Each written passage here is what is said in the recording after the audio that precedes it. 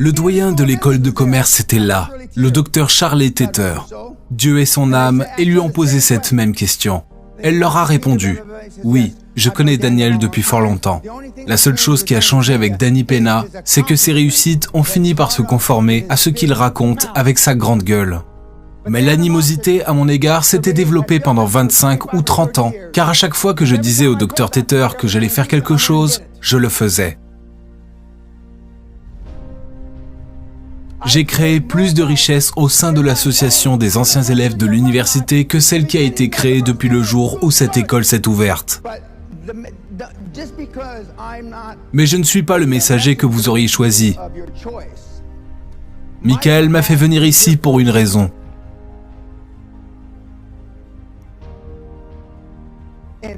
Et vous n'avez pas à m'aimer. C'est son domaine. Vous n'avez même pas à m'apprécier. C'est son domaine.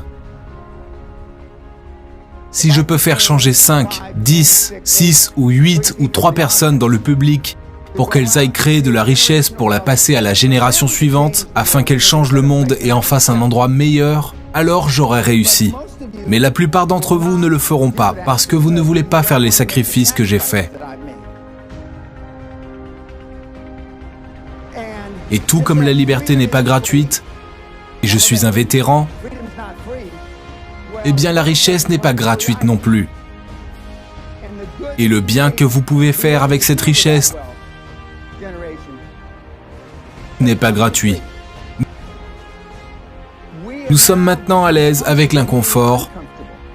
Et la différence avec les personnes très performantes dont je vais vous parler dans les prochaines minutes, c'est qu'elles ont vécu une vie en cherchant constamment à étendre leur zone de confort. Les personnes qui ne l'ont pas fait mènent désormais une vie inconfortable. Ça, c'est vous avec le grand nez, d'accord. Vous écrivez vos objectifs. Donnez-moi le bénéfice du doute que vous écrivez vos objectifs. Ok. Maintenant, vous devez aller atteindre le niveau de vos proches. Certains d'entre vous n'arriveront jamais à atteindre le niveau de leurs proches. Ensuite, vous devez vous mettre au niveau de vos amis. Montre-moi tes amis et je te montrerai ton avenir. D'accord. Tu traînes au pub en rôtant et en pétant. Tu regardes les matchs de football d'il y a 10 ans sur ce satané écran. Au fait, Sally et moi sommes allés dans un bar sportif il y a quelques années. Et il y avait environ 30 à 40 grands écrans de télévision avec des événements sportifs. Vous savez, et Sally a dit en montrant 2 boxeurs. Ces types ne sont pas morts maintenant ? Pourquoi les gens viennent-ils ici ? Une très bonne question. Et c'était Pele. Quelle est la dernière fois qu'il a tapé dans un ballon de football ? Et Mariano. De toute façon, ces gens que vous voyez dans les bars sportifs, ce sont vos amis, plus seulement des pessimistes de service. Et puis, il y a votre propre culpabilité. Est-ce que je mérite d'être riche au-delà de toute mesure ? Et puis, il y a la peur, de faux espoirs qui semblent réels. Et puis, il y a cette société dans son ensemble qui veut vous maintenir au ras des pâquerettes. Et c'est pourquoi vous n'atteignez pas ce que vous, je le crois de tout mon cœur, étiez censé atteindre. Nous sommes ici pour être tout ce que nous pouvons être, pas seulement une fraction.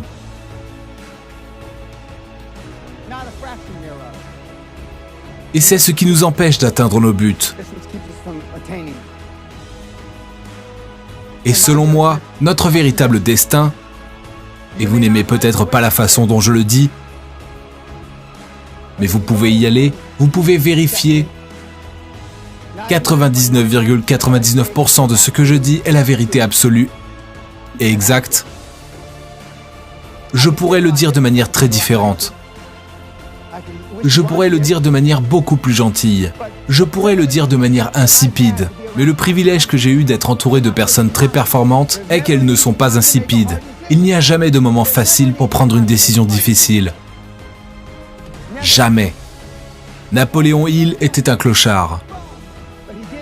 Mais il a écrit ce livre avec Kanergy ou sur Kanergy. Réfléchissez un peu. Pourquoi un journaliste de 19 ans passerait-il un week-end avec un vieil homme sale sur Nob Hill à San Francisco ? Quelqu'un pense à ça ? Cela ne semble-t-il pas étrange, même aux Pays-Bas ? Bon. Alors il a engagé Napoléon Hill pour trouver une idée pour vendre des assurances vie. C'était censé être une théorie, et la raison pour laquelle je sais cela, c'est uniquement parce que W. Clement Donne me l'a confirmé cette année. J'essayais d'avoir une réunion avec lui, il n'arrêtait pas de tomber malade, puis sa maison a brûlé à Chicago et je n'ai jamais pu le rencontrer en personne. Je n'ai pu lui parler qu'au téléphone, vers 2001-2002, et il est mort à 101 ou 102 ans. Il a dit tout d'un coup, « Je ne me souviens pas vraiment, Monsieur Pena, parce que c'était il y a longtemps. Napoléon Hill a eu l'idée, ou j'en ai eu l'idée, mais nous avons besoin de quelque chose qui ne peut être mesuré. » Et ils ont réfléchi, et réfléchi, et réfléchi, et réfléchi. Le développement personnel. On ne peut pas mesurer le développement personnel. C'est la plus grande escroquerie qui n'ait jamais existé. Et c'est ainsi que le développement personnel est né. Une escroquerie défiant l'imagination. Et regardez-vous. Ça, c'est une industrie qui s'est construite au cours des 40-50 dernières années grâce à cela. Alors vous retournez dans votre livre de développement personnel, vous écoutez votre podcast, c'est une escroquerie. Certains Néerlandais m'ont demandé « Y a-t-il un équilibre entre le travail et la vie privée ?» Jack Welch l'a dit bien mieux que moi. Il n'existe pas d'équilibre entre vie professionnelle et vie privée. Il y a des choix de vie dans le travail, vous les faites. Il y a des conséquences.